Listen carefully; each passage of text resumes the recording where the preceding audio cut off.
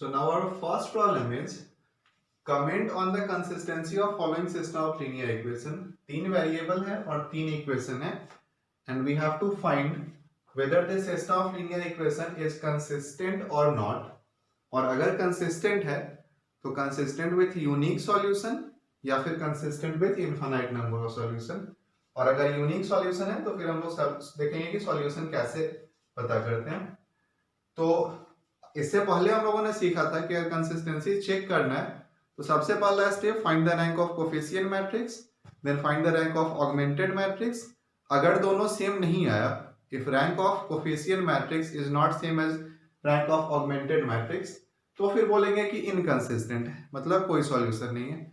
और अगर सेम आता है तो फिर अगर रैंक ऑफ कोफिशिएंट मैट्रिक्स और ऑगमेंटेड मैट्रिक्स सेम आता है तो फिर देखेंगे कि ये नंबर ऑफ वेरिएबल्स के इक्वल है या उससे कम है. अगर इक्वल है तो यूनिक सॉल्यूशन, कम है तो इनफाइनाइट नंबर ऑफ सॉल्यूशन. लेकिन ये तो हम लोगों ने सीखने के लिए ये कॉन्सेप्ट सीखा था. जब हम लोग को इसका यूज करना होगा तो वहां पे हम लोग कोफिशिएंट मैट्रिक्स और ऑगमेंटेड मैट्रिक्स का रैंक अलग अलग नहीं कैलकुलेट करेंगे. वहां पे हम लोग सीधा ऑगमेंटेड मैट्रिक्स से स्टार्ट करेंगे, because in augmented matrix itself the coefficient matrix is included. Augmented matrix क्या था? A by B. पहला तीन कॉलम तो कोफिशिएंट मैट्रिक्स ही होगा और ये जो चौथा कॉलम है वो कांस्टेंट मैट्रिक्स होगा. तो यहां से शुरू करना है. While solving problem we don't have to calculate the rank of coefficient matrix separately. सीधा ऑगमेंटेड मैट्रिक्स से शुरू करेंगे, इसको एचेलॉन फॉर्म में कन्वर्ट करेंगे और यहीं से पता चल जाएगा कोफिशिएंट मैट्रिक्स का रैंक कितना है. तो यहाँ पे अगर augmented matrix A by B लिखना चाहे तो जो फर्स्ट कॉलम होगा that will be coefficient of x. x का कोफिशिएंट क्या है? यहाँ पे 1, यहाँ पे 1, यहाँ भी 1. So our first column will be 1 1 1. This will be the first column of augmented matrix A by B. Second column coefficient of y 1 2 2. So this will be our second column. Third column coefficient of z 1 3 4. So 1 3 4. अब ये है अपना coefficient matrix A. And augmented matrix will be, यहां पे लिखना है अपना right hand side constant matrix. This is 3 6 7. तो ये बन गया अपना augmented matrix A by B. इसको एचेलॉन फॉर्म में कन्वर्ट करना है और फिर वहां से देखेंगे कि A का रैंक क्या है और A बाई बी का रैंक क्या है. एचेलॉन फॉर्म में कन्वर्ट करने के लिए पिछले वीडियो में हम लोगों ने सीखा था कि यहां से स्टार्ट करना है इस पिवट एलिमेंट से. इसको बोलते थे पिवट एलिमेंट और इस पिवट एलिमेंट के नीचे जीरो क्रिएट करना है. पिवट एलिमेंट कभी भी 1 नहीं होना चाहिए, कभी भी 0 नहीं होना चाहिए. 1 हो तो अच्छा है. तो अगर यहाँ पे 0 होता तो नेक्स्ट रो के साथ इंटरचेंज कर लेते. अभी तो यहाँ 1 है तो वो नहीं करना है, सीधा ही रो ऑपरेशन परफॉर्म करना है. अगर यहाँ R2 में 0 चाहिए, इस एलिमेंट को अगर 0 में कन्वर्ट करना है, then our operation should be R2 goes to R2 minus R1. और अगर इस 1 को 0 में कन्वर्ट करना है तो R3 is R3 minus R1. R3 is R3 minus R1. अगर ये रो ऑपरेशन परफॉर्म किया जाए तो जो अपना पिवट एलिमेंट है 1, इसके नीचे 0 मिल जाएगा. So now our augmented matrix A by B, this will be, first row तो वही रहेगा 1 1 1 3. Second row will be, now second row is second row minus first row. 1 minus 1 0, 2 minus 1 3 minus 1 6 minus 3. And third row R3 is R3 minus R1. R3 minus R1. So 0 1 3 4. तो अब ये है अपना augmented matrix. अच्छा, ये जो row operation perform किए हैं इसका क्या मतलब है? इसका मतलब है if R2 goes to R2 minus R1, this means we are subtracting 1 from 2. Equation 2 से इक्वेशन 1 को सब्ट्रैक्ट करने से जो मिलेगा वही चीज यहाँ मिल रहा है. यहाँ हम लोग XYZ नहीं लिख रहे हैं, सीधा कोफिशिएंट ही लिख रहे हैं. बट हर स्टेप में ये पता होना चाहिए कि कर क्या रहे हैं. कर ये रहे हैं कि R2 minus R1 means subtract equation 1 from 2. वैसे ही R3 minus R1 means subtract 1 from 3. यहां से अगर इक्वेशंस वापस लिखना हो तो 1 into x plus 1 into y plus 1 into z is 3. 0 into x plus 1 into y plus 2 into z is 3 and so on. ठीक है. अब इसके बाद हम लोग डायगोनली मूव करेंगे तो अब जो अगला पिवट एलिमेंट होगा वो ये element, second row second column, इसके नीचे 0 क्रिएट करना है. So now our operation should be R3 is R3 minus R2. Our augmented matrix A by B will be पहला दो रो तो सेम ही रहेगा, so first row 1 1 1 3, second row will be 0 1 2 3, and the third row will be, now the third row R3 is R3 minus R2, so I will get 0 here, 1 minus 1 0 here, 3 minus 2, so that will give us 1, and 4 minus 3 again 1. So now this is our augmented matrix, and this augmented matrix is in echelon form. Why? Because इसमें कोई zero रो तो है नहीं. अगर zero रो, पहला condition echelon form के लिए, if there is any zero row then that row must be the last row of the matrix. और दूसरा condition, each leading entry should be on the right side of leading entry in previous row. ये है पहले रो का leading entry, दूसरे row का leading entry. Leading entry means first non zero entry. So दूसरे row का लीडिंग एंट्री, तीसरे row का leading entry. Each leading entry, this leading entry is on the right side of leading entry in previous row. Similarly, this leading entry is on the right side of leading entry in previous row. So each leading entry is on the right side of leading entry in previous row. Therefore, this matrix is in echelon form. अब यहाँ पे अगर पूछा जाए कि matrix A का rank कितना है, तो बड़ा आसान सा जवाब होना चाहिए. ये है अपना मैट्रिक्स A, बस पहला 3 कॉलम. तो इसे अगर पहले 3 कॉलम को देखा जाए तो तीनों ही कॉलम नॉन जीरो है. यहाँ भी नॉन जीरो एलिमेंट है, मतलब R1 R2 R3 for this matrix A are non zero rows. तो फिर रैंक ऑफ मैट्रिक्स A होगा number of non zero rows. So rank of matrix A is 3. What is rank of augmented matrix A by B? So rank of augmented matrix, अब ये पूरा 3x4 matrix जो बना है, this is our augmented matrix. In augmented matrix also all the 3 rows are non-zero rows, so this means rank of augmented matrix is also 3. तो फिर यहाँ पे जो कंडीशन था, rank of A is equal to rank of A by B, this equals 3, and 3 is nothing but number of variables. There are only 3 variables x, y and z. तो यहाँ पे 3 ही variable मिला, number of variables. तो इस case में क्या होना चाहिए? इस केस में होगा unique solution. Rank of A equals rank of A by B and this equals number of variables. तो यहाँ पे मिलेगा unique solution.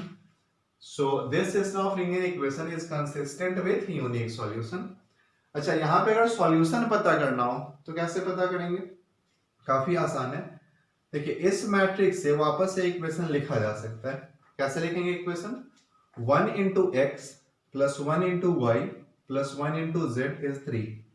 1 into x, 1 into y, 1 into z is 3. ये जो दूसरा इक्वेशन है 0 into x plus 1 into y plus 2 into z is 3. So this means y plus 2z is 3. And the third equation is 0 into x plus 0 into y plus 0 into z is 1. So this means simply z is 1. तो इस matrix से वापस ये 3 equation लिख सकते हैं. z का value तो सीधा सीधा मिल गया, z is 1. अगर z यहाँ पे 1 रखा जाए तो y plus 2 is 3. So this means y is also 1.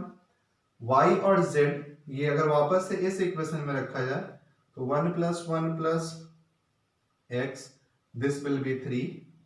So this means x is also 1. इसको बैक सब्स्टिट्यूशन भी बोलते हैं. बैक सब्स्टिट्यूशन मींस पहले तो सबसे बैक सब्स्टिट्यूशन, सबसे पहले z का वैल्यू मिला, z को वापस से सेकंड इक्वेशन में रखने पे y मिला, और y और z फर्स्ट में रखने पे x मिला. तो इस सिस्टम ऑफ लीनियर इक्वेशन का सॉल्यूशन क्या मिला?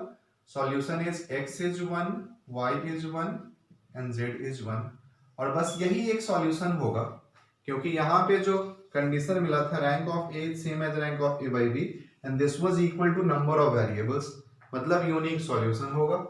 यूनिक सॉल्यूशन मतलब x y z का एक ही वैल्यू जो इन तीनों इक्वेशन को एक साथ सेटिस्फाई करे. तो ये तो हो गया इस प्रॉब्लम का आंसर. क्वेश्चन था कमेंट ऑन कंसिस्टेंसी, तो आंसर होगा this system of linear equation is consistent with unique solution and the solution is x is 1, y is 1, z is 1. अब इसी में अलग अलग वेरिएशन कैसे हो सकता है? मान लीजिए कोई और क्वेश्चन होता और वहां पे कुछ ऐसा आ जाता कि ये यहाँ पे 1 ना आके 0 आ जाए. ठीक है, किसी और प्रॉब्लम में यहाँ पे तो 1 आया था, किसी और प्रॉब्लम में मान लिया जाए कि यहाँ पे 0 आ गया. अब इस केस में क्या होगा? इस केस में अगर पूछा जाए कि what is rank of matrix A, then answer is rank of matrix A, इसको भूल जाएगा, बस यही 3 कॉलम है. So rank of matrix A will be 2. Why 2? Because this third row is completely 0 for coefficient matrix. So if R3 is completely 0, this means we have only 2 non-zero rows. तो फिर अगर ऐसा हो कि यहाँ पे तीनों 0 आ जाए, तो इस केस में rank of coefficient matrix is 2. And what is rank of augmented matrix A by B? तो ए बाई बी में तो ये 1 भी इंक्लूड होगा, तो फिर for A by B all the 3 rows are non zero rows, तो रैंक होगा 3. तो इस केस में अगर ऐसा कभी आता तो फिर बोलते हैं कि rank of A is 2 and rank of A by B is 3. So this means in this case we will have no solution since rank of A is not equal to rank of A by B. तो ये बनता case of no solution और inconsistent. अगर कोई और example मान लिया जाए यहां भी 0 आ जाए, तो फिर उस केस में क्या बोलेंगे? अब इस केस में रैंक ऑफ ए भी 2 होगा और ए बाई बी भी 2 होगा, तो फिर इन that case we will get infinite number of solution because rank of coefficient matrix is same as rank of augmented matrix and that is less than number of variables. तो ये 3 cases हो सकता था. Now our next problem is, this question is from GATE 2011. प्रश्न ये पूछा गया है, given the equations, 3 इक्वेशन दिया हुआ है और बोला गया है this system of equation has no solution for, 4 option दिया हुआ है, पता करना है कौन सा ऑप्शन सही है. नो सॉल्यूशन के लिए क्या कंडीशन है? Rank of coefficient matrix is not equal to rank of augmented matrix.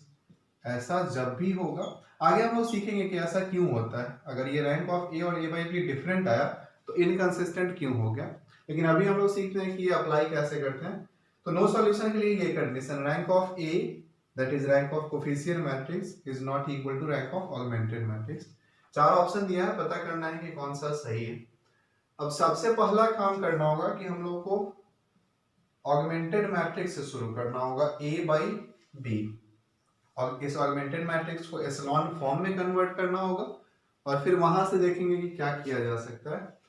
So first step is right this augmented matrix. Augmented matrix का फर्स्ट रो होगा एक्स वाई जेड का coefficient in this right hand side, सो 1 1 1 6. यहां तक अपना coefficient matrix का पहला रो है और ये है कांस्टेंट मैट्रिक्स का फर्स्ट एलिमेंट. देन 1 4 6 20, 1 4 6 20. ध्यान रखना है कि जो कांस्टेंट जो भी होगा उसको राइट हैंड साइड में लिखना है. यहाँ ऑलरेडी राइट हैंड साइड में दिया हुआ है, लेकिन अगर ये 20 लेफ्ट हैंड साइड में होता तो उसको राइट हैंड साइड में कर लेते. फिर यहाँ पे जो तीसरा रो होना चाहिए वो होगा 1 4 लैम्डा न्यू. तो ये है अपना ऑगमेंटेड मैट्रिक्स. इस ऑगमेंटेड मैट्रिक्स को सबसे पहले तो एशेलॉन फॉर्म में कन्वर्ट करना है. So we have to start from this pivot element.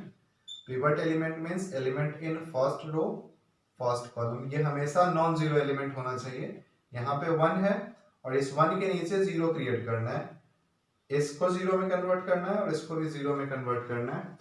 So the operation that we have to perform is R3 goes to, sorry पहले तो R2 को डील करना है. सो R2 goes to R2 minus R1 and R3 goes to R3 minus R1. अगर ये row operation perform किया जाए तो जो फर्स्ट पिवट एलिमेंट है इसके नीचे 0 मिल जाएगा. So our augmented matrix A by B, this will be, first row is 1 1 1 6. First row में तो कोई चेंज होगा नहीं. We have to change second and third row. Second row is second row minus first row. 1 minus 1, that will give us 0. 4 minus 1, 6 minus 1, and then 20 minus 6. So this is 14. एक बार check कर लिया जाए, 0 3 5 14. Then R3 minus R1. So फिर से मिलेगा 1 3 lambda minus 1 and then nu minus 6. R3 is R3 minus R1, so 1 minus 1, here we should have 0. So 1 minus 1 0, 4 minus 1 3, lambda minus 1, nu minus 6. तो ये है अपना augmented matrix after this row operation. अब जो next pivot element है वो है 3. 3 के नीचे 0 क्रिएट करना है, काफी आसान है. R3 is R3 minus R2. So now our matrix will be 1 1 1 6. पहला 3 कॉलम कोफिशिएंट मैट्रिक्स, चौथा कॉलम को अगर इंक्लूड कर लिया जाए तो augmented matrix 1 1 1 6 then 0 3 5 14 0 R3 is R3 minus R2 so 0 0 lambda minus 6 nu minus 6 minus 14 so this will give us nu minus 20. तो ये है अपना ऑगमेंटेड मैट्रिक्स. अब इस सिस्टम ऑफ लीनियर इक्वेशन के लिए बोला गया है कि नो सॉल्यूशन है. नो सॉल्यूशन कब होगा? नो सॉल्यूशन तभी होगा for no solution rank of coefficient matrix for no solution rank of coefficient matrix this should be different from rank of augmented matrix. दोनों अलग होना चाहिए. तो ऐसा तो तभी हो सकता है जब यहां पे जीरो मिल जाए और यहां पे कुछ नॉन जीरो मिले. जैसे ही यहां जीरो मिलेगा कोफिशिएंट मैट्रिक्स के लिए जो R3 है वो कंप्लीटली जीरो हो जाएगा. तो फिर कोफिशिएंट मैट्रिक्स का रैंक 2 हो जाएगा. मतलब कि अगर नो सॉल्यूशन है तो rank of A this should be different from rank of A by B. मतलब ए में ये R3 कंप्लीटली जीरो होना चाहिए. ये कब होगा? When lambda minus 6 is zero. और a बाई बी में R3 कंप्लीटली जीरो नहीं होना चाहिए. मतलब कि ये न्यू माइनस 20 ये नॉन जीरो एलिमेंट आना चाहिए. तभी तो जब a बाई बी का रैंक कैलकुलेट करेंगे इस 3x4 मैट्रिक्स के लिए तो उसमें यहां तो जीरो मिलेगा लेकिन यहां नॉन जीरो एलिमेंट मिलेगा. और फिर a बाई बी का जो रैंक होगा वो 3 हो जाएगा, a का rank 2. So for no solution इन दोनों का रैंक अलग आना चाहिए. अलग तभी आएगा when lambda minus 6 is zero and nu minus 20 is not equal to 0. This means lambda is 6 and nu is not equal to 20. ठीक है, काफी आसान प्रॉब्लम था. लैम्डा जैसे ही 6 होगा यहाँ पे 0 मिल जाएगा, यहाँ 0 और यहाँ नॉन 0. तो फिर a के लिए रैंक 2, a बाई b के लिए rank 3. Rank of a will not be equal to rank of a by b और फिर इनकंसिस्टेंट या नो सॉल्यूशन हो जाएगा. तो सही विकल्प यहां होना चाहिए lambda is 6 and nu is not equal to 20. Answer इसका होगा बी. तो ये तो जो गिवन प्रॉब्लम था कि नो सॉल्यूशन के लिए क्या कंडीशन होना चाहिए, तो ये हम लोगों ने देखा कि आंसर बी होना चाहिए. अगर मान लीजिए क्वेश्चन थोड़ा सा घुमा के पूछा जाता, मतलब ये कि अगर पूछ लिया होता कि what should be the condition for infinite number of solution. अभी एक एक करके तीनों देख लेते हैं. नो सॉल्यूशन के लिए तो ये आंसर है. यहीं पे अगर क्वेश्चन होता कि what should be the value of lambda and nu for infinite number of solution. Infinite number of solution. अब infinite number of solution कब होगा? Infinite number of solution will be when rank of a is equal to rank of a by b and is less than number of variable. यहाँ पे है 3 variable. तो अगर infinite number of solution चाहिए तो this means ये जो R3 है दोनों के लिए ही, मतलब कोफिशिएंट मैट्रिक्स के लिए और ऑगमेंटेड मैट्रिक्स के लिए, दोनों के लिए ही 0 होना चाहिए. और उस केस में फिर a का रैंक 2 होगा, a बाई b का भी रैंक 2 होगा और जो नंबर ऑफ वेरिएबल्स है वो है 3. 3 से कम a और b का रैंक आएगा तो फिर इनफाइनाइट नंबर ऑफ सॉल्यूशन मिलेगा. So this means for infinite number of solution इस पर्टिकुलर एग्जांपल में ऐसा लिख सकते हैं कि rank of a this should be equal to rank of a by b and this should be 2. Why 2? Because 1 तो हो नहीं सकता क्योंकि इनको तो चेंज नहीं कर सकते, बस लैम्डा और न्यू चाहिए. तो ऐसा तो तभी होगा when lambda minus 6 is 0 and nu minus 20 is also 0. R3 को completely 0 बना देना है, छोड़ना नहीं है. तो फिर अगर ऐसा हो जाए lambda is 6 nu is 20, यहाँ भी 0 यहाँ भी 0 और फिर मिलेगा infinite number of solution. इसी प्रॉब्लम में अगर क्वेश्चन पूछा गया होता find the condition for unique solution. Unique solution कब मिलेगा? ठीक है, तो यूनिक सॉल्यूशन तो तभी मिलेगा जब जो a बाई बी का रैंक है वही a का रैंक है और वो होना चाहिए नंबर ऑफ वेरिएबल्स के इक्वल. अब यहाँ पे ये थोड़ा सा समझने जैसा है, कई बार बच्चे इसमें थोड़ा सा मिस्टेक कर देते हैं. अगर यूनिक सॉल्यूशन चाहिए then in that case rank of a 3 variable है तो rank of a this should be equal to rank of a by b and this should be 3. लेकिन ये 3 कब होगा? 3 होगा when lambda minus 6 is not equal to 0. क्या इस पे भी कोई कंडीशन होगा? तो जवाब है नहीं. यहाँ जीरो हो या नॉन जीरो हो इससे कोई फर्क नहीं पड़ता है, because once lambda minus 6 is non zero, इसका मतलब यहाँ कुछ नॉन जीरो आ गया, और जैसे ही ये नॉन जीरो आया तो फिर ये जीरो हो या नॉन जीरो हो, a by b और a दोनों के लिए ही R3 एक नॉन जीरो रो होगा. So this means here the condition should be lambda minus 6 is non-zero and nu minus 20 is any real number. कोई भी नंबर हो सकता है, उससे फर्क नहीं पड़ता है. This means lambda is not equal to 6 and nu is any number. ऐसा जब भी होगा, जैसे इसको समझने के लिए मान लीजिए यहाँ पे एक नंबर लिख लिया जाए, कोई भी नंबर, मान लीजिए यहाँ 2 है, यहाँ 0 है, तो a का रैंक कितना है? a का रैंक है 3, क्योंकि a में R3 कम्प्लीटली जीरो नहीं है, यहाँ नॉन जीरो एंट्री है. और a by b का रैंक कितना है? तो a by b का भी रैंक 3 है, यहाँ 0 है, उससे क्या हुआ? ये R3 तो कम्प्लीटली नॉन जीरो नहीं है, ये 2 a by b में भी होगा.